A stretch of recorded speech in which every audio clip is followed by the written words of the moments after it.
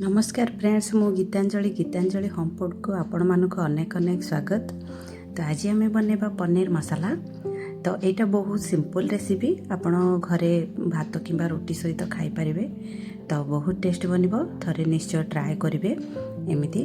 तो आज आम बनवा पनीर मसाला। मुझे नहीं 250 ग्राम पनीर।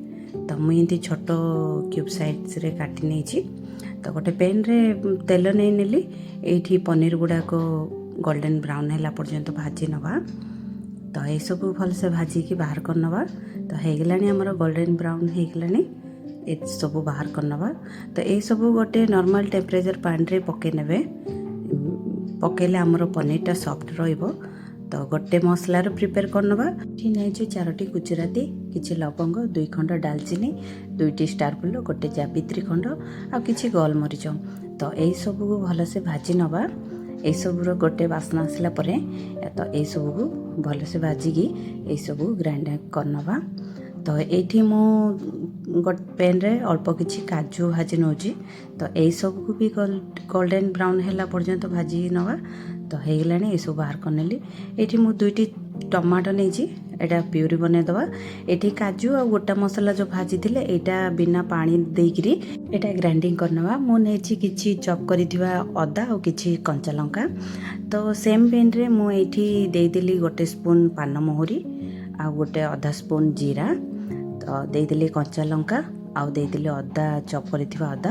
तो यही सब को भलसे किसी समय पे भाजी नवा। एठी पाउडर मसला देदेली गोटे स्पून हलदी गुंड, 2 स्पून लंका गुंड, गोटे जीरा पाउडर, गोटे स्पून धनिया पाउडर। तो यही सब देकर भी किसी समय पे भाजी नवा। ये मो टमाटो प्यूरीटा देदेली।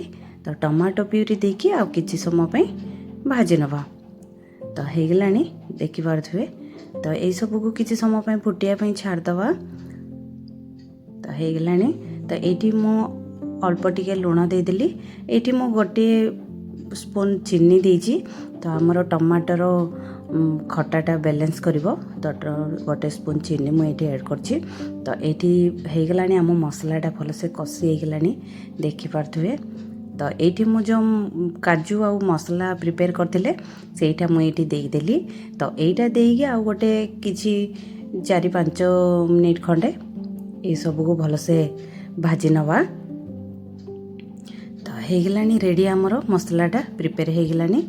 तो देखी पारे आमर तेल भी छाड़गलानी मसलार। तो ये मुझे देदेली किसी कस्तूरी मेथी। तो कस्तूरी मेथी देकरी यहाँ किसी समय भाजी नवा। तो रेडी होगला आमर मसलाटा एबे। तो ये मुझे दे दूची पानी ऐड कर दूची। तो मुझे 2 कप पाखापाखि पानी नहीं। तो ग्रेवीटा आपण पसंदर करें कम बेसी। तो ग्रेवीटा मुझे रेडी होगलानी आमर। तो 2 कप पानी देकी तो यहीटा को किसी समय पे फुटिया छाड़दवा। तो फुटीगलानी ये आमर ग्रेवीटा। तो ये मु पनीर गुड़ाक ऐड कर दूची। तो यहाँ करने बहुत सिंपल आ बहुत सहज।